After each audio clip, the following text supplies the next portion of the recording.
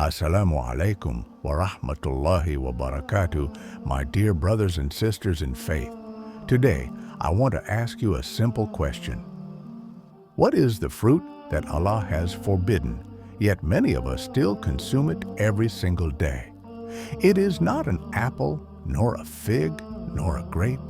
Rather, it is a fruit that poisons our hearts, destroys our relationships, and eats away at our good deeds. That fruit is backbiting, al-ghībah. Allah Almighty has warned us in His noble book. And do not backbite one another. Would any of you like to eat the flesh of his dead brother? You would surely hate it. Surah Al-Hujurat 49:12. Subhanallah. Could there be a more terrifying image than eating the flesh of your own dead brother? Yet Allah uses this parable to show us the ugliness of backbiting. The Prophet ﷺ also gave us a stern warning. Ibn Umar, may Allah be pleased with him, reported that the Messenger of Allah once ascended the pulpit and said loudly, "O you who have believed with your tongues, but faith has not yet entered your hearts, do not harm the Muslims, do not shame them, and do not pursue their faults. Whoever pursues the faults of his brother, Allah will pursue his faults, and if Allah pursues his faults, He will expose him even in the privacy of his home." My brothers and sisters, many of us treat backbiting as a pastime, as though it were a form of entertainment.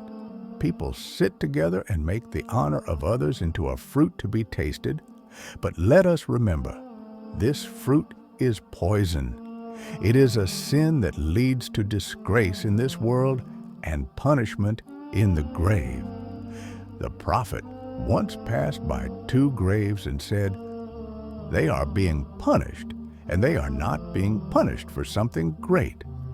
One of them used to spread gossip, and the other did not protect himself from urine.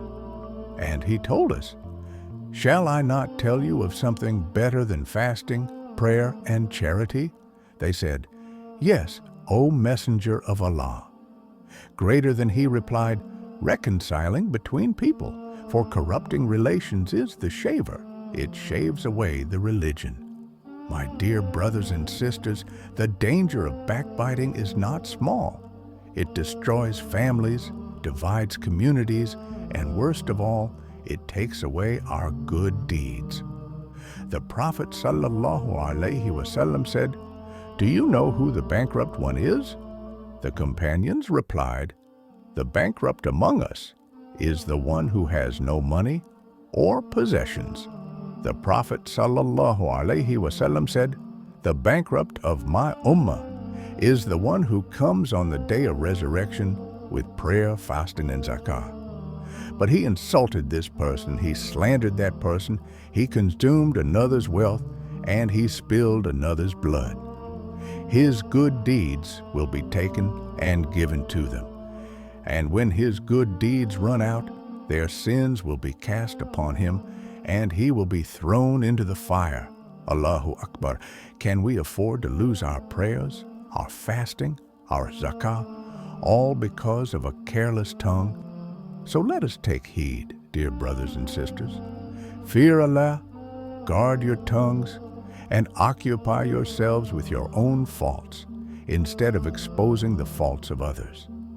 For when you remember your own shortcomings, you will have no time to speak of anyone else. And we ask Allah, "O Allah, conceal our faults above the earth, beneath the earth, and on the day we are presented before you. O Allah, protect us from the sin of the tongue and make our words a source of peace, not destruction."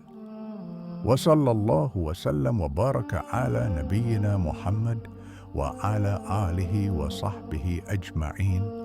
Wassalamu alaikum wa rahmatullahi wa barakatuh.